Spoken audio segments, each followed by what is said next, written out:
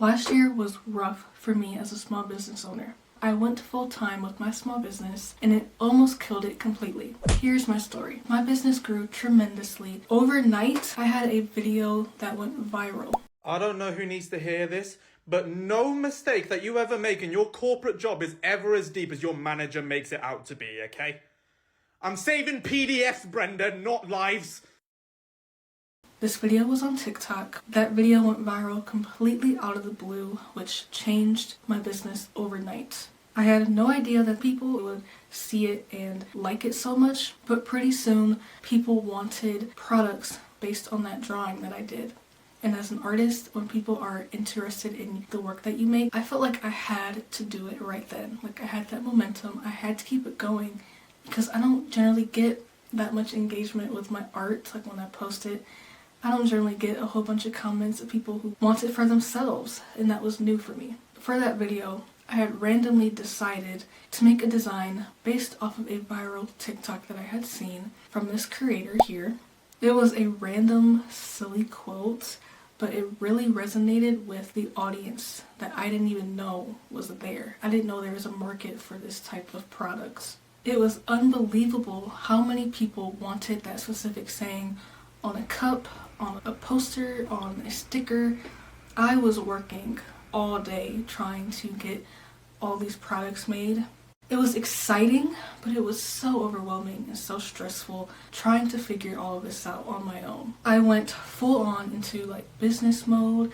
I started working more and more on my business because I was getting orders and people were wanting to order from me at a rate I had never seen before. I felt like I had to capitalize on that moment, and if I didn't, I would have regretted it. But I could have handled things a bit better, and I will share that later on in this video. I did not want the attention that I had gained basically overnight to die out without me capitalizing on it and trying to make as much money as I could, because I was a struggling new business owner and I had never had this opportunity before. So I knew I had a very small window of time to make products and to get this going for myself, because I didn't have that many items in my shop at the time.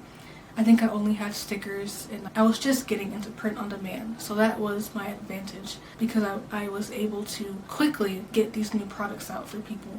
I spent about a week making products using the print on demand platform Printful, which I'm not sponsored by. They're just the ones that I use because they really helped me out there. I was able to get my designs on mugs, on art prints, and everything, on tumblers, on t-shirts. I would have not been able to do that at the time because I only had my printer, because I was only making stickers by hand at that point.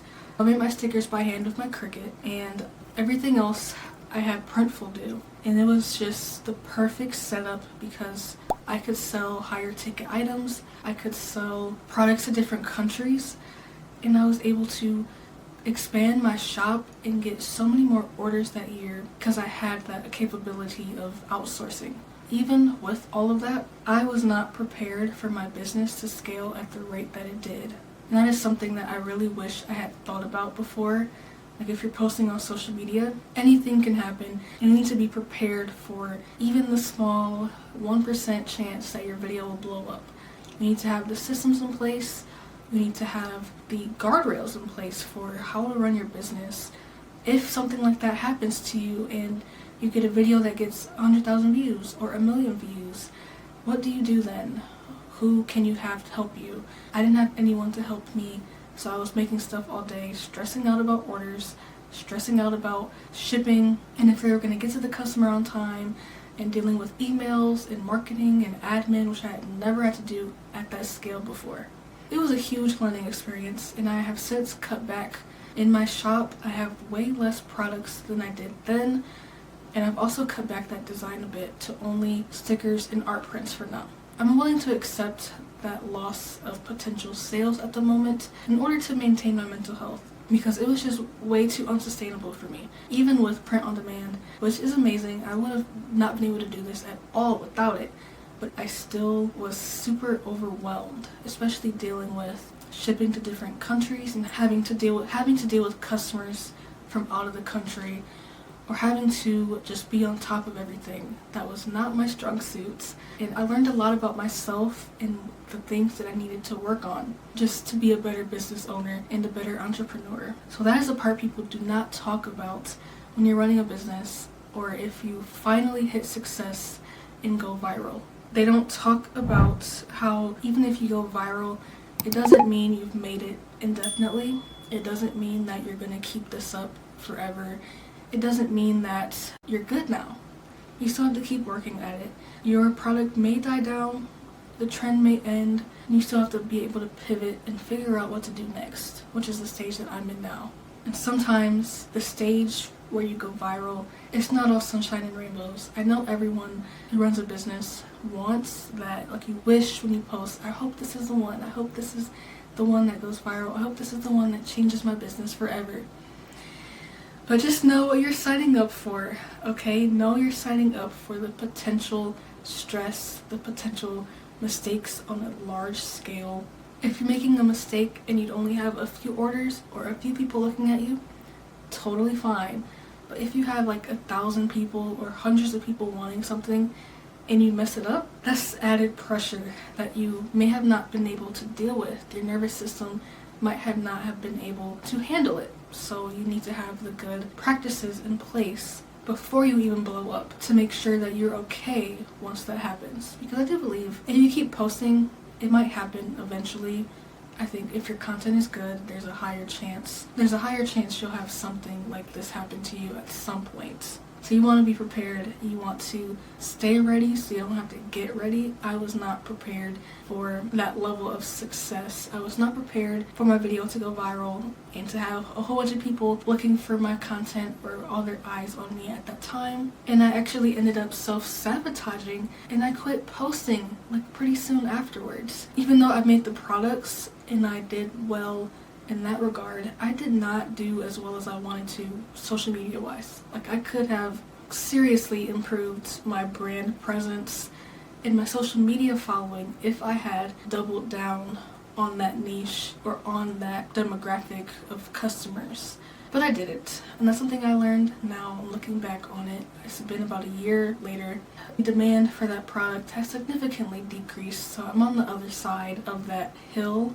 I get pretty stable orders, but very few compared to when it first launched. So I'm trying to not beat myself up about my shortcomings as a business owner and not being prepared to have been viral. It definitely brought up how much I needed to work on my mental health and just building that mental strength and resilience to be able to handle so many people looking at me, commenting on my art or my appearance. That was the first time I had comments like that with the video that big, and where it reached an audience that wasn't just my target demographic, like it reached a larger audience. And sometimes people are not the nicest. So I did have a couple comments I had to delete because I just did not want that negativity on my TikTok. Every good opportunity has its downsides. There are pros and cons to everything, including going viral. Sometimes it's not even what you should be focusing on at the moment. So I think I'm in a better place now to, if that were to happen again, I would be able to take a step back before just going headfirst into manufacturing, product development mode, and just really step back and to be like, is this what I actually want to do? Is this the customer base I actually want for my brand?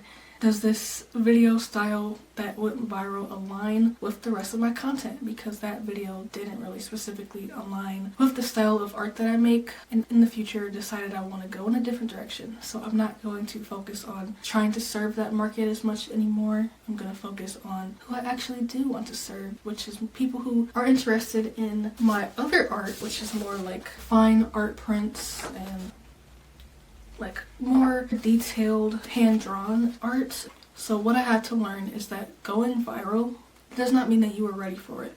I thought that video was going to change my life completely. Like, there was no going back. I had that 100,000 view video. That was it. I thought I had hit success. I thought I had made it at that point. But it did not last very long. That momentum died down People moved on, and you have to learn how to keep them coming back to your page and keep them engaged in your content, which was a skill I'm still working on developing now. If you have a video that goes viral, you have to ask yourself if it's something you can actually handle. Can you handle this level of success at the moment? Can your business actually withstand scaling up at this time? Can it withstand this growth? Because I was doing everything myself. I was designing, printing, packaging, I was doing customer service, posting content, and it was too much. And I did end up offloading a lot of that to print on demand. That helped me so much to just reduce the amount of overwhelm I was dealing with. I do get overwhelmed very easily. That's an aspect of my personality right now.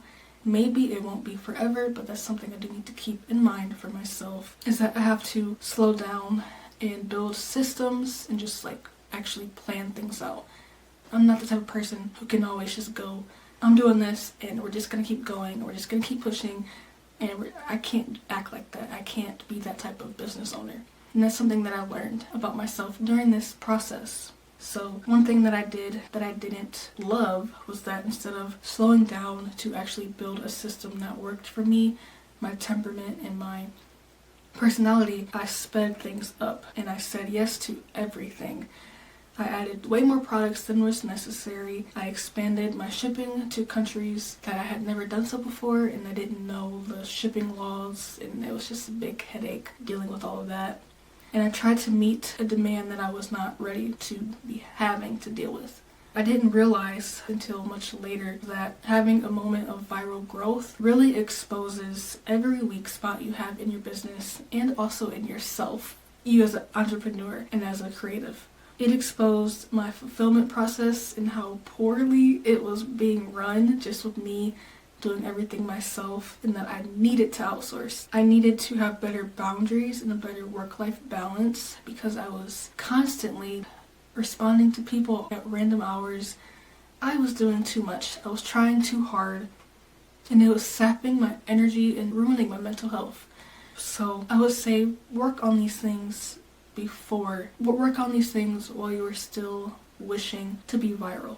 That was mistake number 1. Mistake number 2 was that I decided that I was ready to go full time with my business before I actually should have. And this moment that I had, the viral moment, really made me feel like I was ready for it and like, this is my moment. I'm gonna go for it. And part of me is like, it was a good learning experience, but I should have put some more time and planning into it. Remember to stay prepared. You never know what's going to happen in your business, and you need to make sure that you are prepared for any outcome, good or bad, because you never really know what's going to happen. And that sounds ominous, but being in business, you just learn that this is the truth. Let me know if something like this happened to you, or if you have any similar experiences, or if you have any tips for other business owners or artists who may experience this in the future. Let's start a conversation in the comments, and I'll see you in my next video.